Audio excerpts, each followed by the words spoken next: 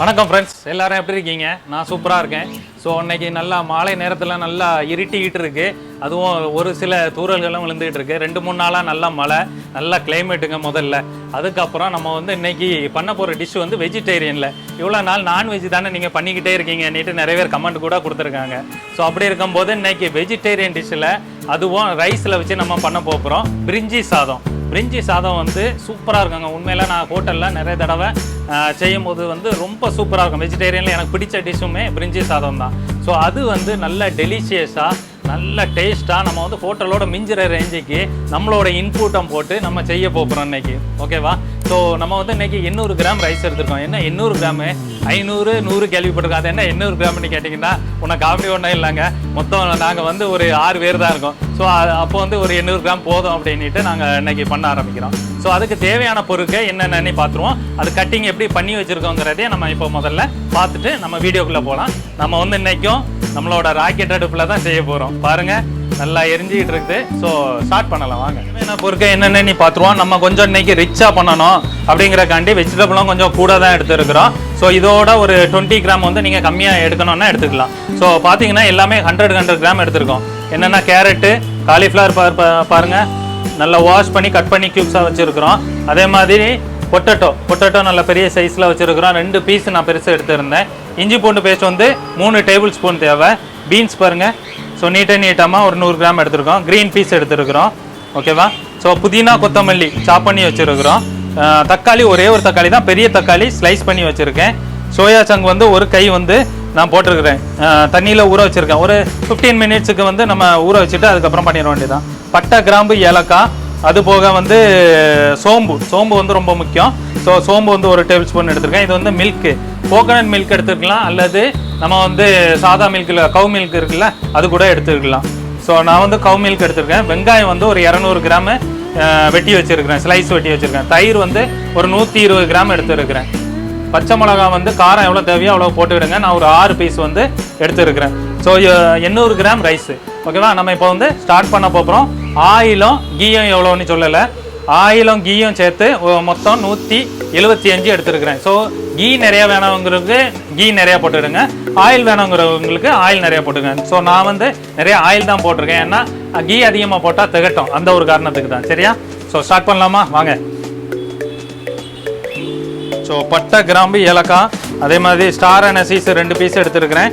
சோம்பு எடுத்துருக்கேன். ஸோ 3 வெங்காயம் பெருசு நல்லா ஸ்லைஸ் பண்ணியிருக்கேன்.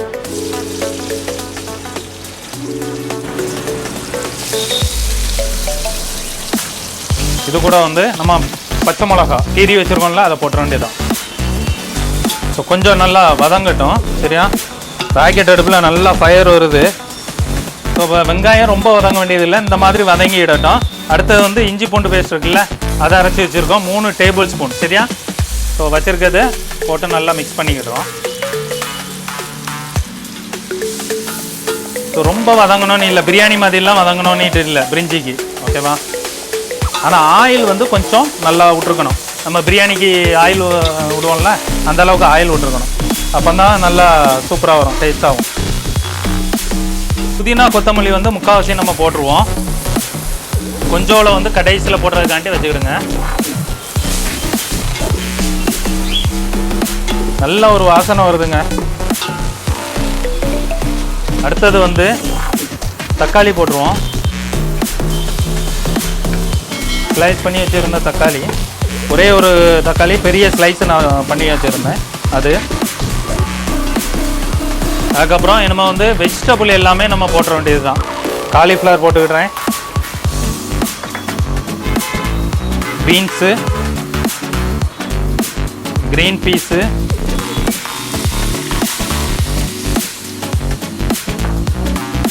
கேரட்டு, அது போக நம்ம பொட்டேட்டோ.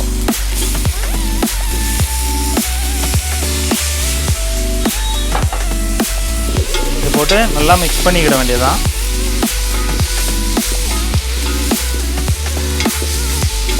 மிக்ஸ் பண்ணியாச்சு. நல்லா ஃபயர் வந்துகிட்டு இருக்கு. ஸோ என்னமோ நம்ம மசாலா போட்டுற வேண்டியதுதான். மசாலா என்னென்னா கரம் மசாலா 2 டேபிள் ஸ்பூன் எடுத்துருக்கிறேன். Garam masala, coriander powder, 1.5 tablespoon எடுத்திருக்கேன். Chilli powder 1 tablespoon, turmeric powder வந்து மஞ்சள் வந்து 1 டீஸ்பூன் எடுத்திருக்கேன். சால்ட்டு தேவையான அளவு. ஓகேவா? ஸோ அதெல்லாம் போட வேண்டியது தான். ஸோ இப்போ போட்டதுனால நம்ம வெஜிடபிள் இருக்குல்ல, அதில் எல்லாமே நல்லா மசாலா ஏறிடும். ஓகேவா?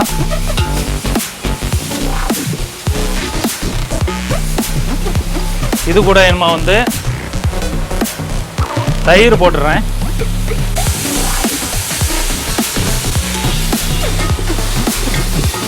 தயிர் போட்டு நல்லா மிக்ஸ் பண்ணிக்கிடுங்க. இனிமே வந்து சோயா சங்கு நம்ம ஊற வச்சுருக்கோம்ல, ஸோ அதை வந்து புனிஞ்சிட்டு நம்ம போட்டுற வேண்டியதான் உள்ள.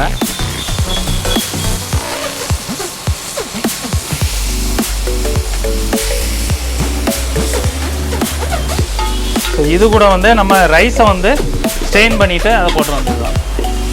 ஸோ இனிமே வந்து ஸ்டெயின் பண்ணியாச்சு ரைஸ் வந்து ஒரு அரை மணி நேரம் ஊற வச்சா போதும். ஸோ அதை வந்து கூட போட்டுக்கிடுவோம்.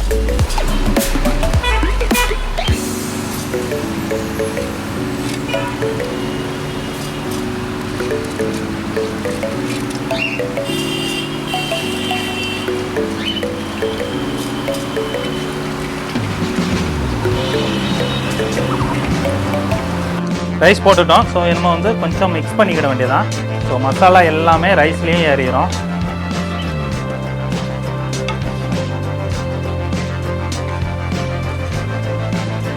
ஸோ ரைஸ் வந்து 800 கிராம் எடுத்துருக்கோம். ஸோ வெஜிடபிள் எல்லாமே நல்லா ஈக்குவலாக இருக்குதுங்க. பாருங்கள், நல்லா மிக்ஸ் பண்ணியாச்சு. ஸோ இனிமே வந்து தண்ணி ஊற்றிடுவோம். தண்ணி வந்து 800க்கு 1200 ஊற்றிக்கிடுறேன். மிக்ஸ் பண்ணிக்கிடுவோம். எல்லாம் மிக்ஸ் பண்ணிவிட்டு நம்ம கொதிக்கட்டும். அதுக்கப்புறம் வந்து நம்ம மில்கை ஊற்றிக்கிடுவோம். சரியா? ஸோ கடைசியில் தான் நம்ம மில்கை ஊற்ற போகிறோம். ஸோ மூடி வச்சு கொதிக்கட்டும்.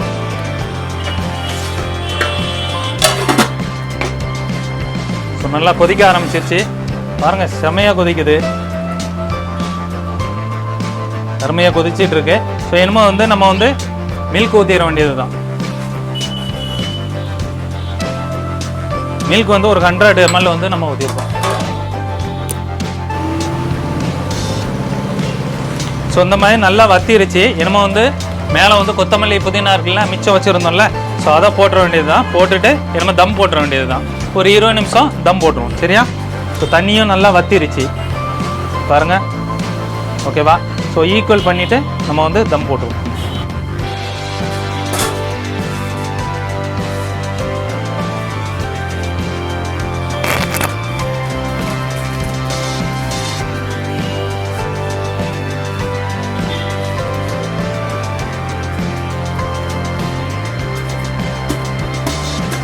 ராக்கெட் அடுப்பு தாங்க.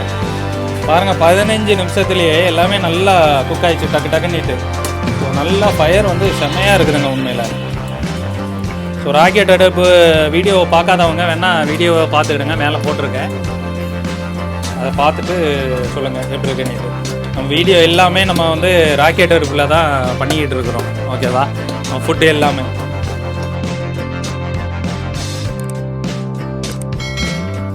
20 நிமிஷம் ஆகிடுச்சுங்க. ஸோ இப்போவுமே நல்லா வாசனை வந்துருச்சு. இனிமே வந்து தம் எடுத்துகிட்டு நம்ம ரைத்தா பண்ணிவிட்டு டேஸ்ட் பண்ண வேண்டியது தான். சரியா? நான் எடுத்துருவோம், பார்க்கலாம். பாருங்க, சூப்பராக நல்லா இதாக வந்துருக்குது, அருமையாக வந்துருக்குங்க. வாசனைலாம் செமையாக இருக்குது. நல்லா சூப்பராக குக் ஆகிருக்குங்க. நல்லா சூப்பராக வந்துருக்குங்க. பிரிஞ்சி சாதம் பாருங்கள், நல்லா உதிரியாக அருமையாக வந்திருக்கு. நல்லா வாசனை வருது. ஸோ டின்னர் டைம் வேறு ஆகிடுச்சு கரெக்டாக. ஸோ அதனால் ஒரு பிடிக்க வேண்டியது தான் நம்ம. பார்த்தீங்களா? ஸோ எந்த இதுவும் இல்லை, அதாவது உடையவும் இல்லை ரைஸு. ஸோ நல்லா சூப்பராக அருமையாக வந்திருக்கு. ஸோ இன்னைக்கு ஒரு பிடிக்க வேண்டியது தான்.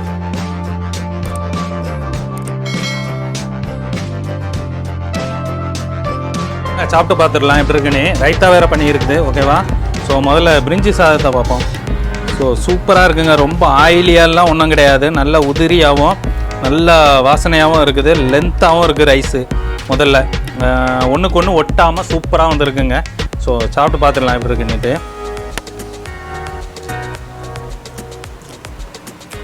வேறு லெவலுங்க. என்னதான் நம்ம ஹோட்டலில் வாங்கி சாப்பிட்டா கூட நம்ம வீட்டில் செய்கிற இந்த பிரிஞ்சி வந்து சூப்பராக வந்திருக்கு. உண்மையில் எனக்கே ஆச்சரியமாக இருக்குது. அந்த அளவுக்கு ரொம்ப டேஸ்ட்டாக அருமையாக வந்திருக்கு. பொட்டேட்டோலாம் பார்ப்போம் வருங்க, சூப்பராக குக் ஆயிருங்க. சால்ட்டு ஷார்ப்பாக இருக்குது, ஸ்பைஸியும் கரெக்டாக இருக்குது, புளிப்பும் செம்மையாக நம்ம தயிர் போட்டிருந்தோம்ல அதனால நல்ல இதாக இருக்குது. ஆப்ஷனல் உங்களுக்கு தயிர் இல்லைன்னா நீங்கள் லெமன் கூட போட்டுக்கலாம், ஒன்றும் பிரச்சனை இல்லை. நல்லா சூப்பராக அருமையாக வந்திருக்கு. தயிர் பச்சடி கூட வச்சு சாப்பிட்டு பார்ப்போம்.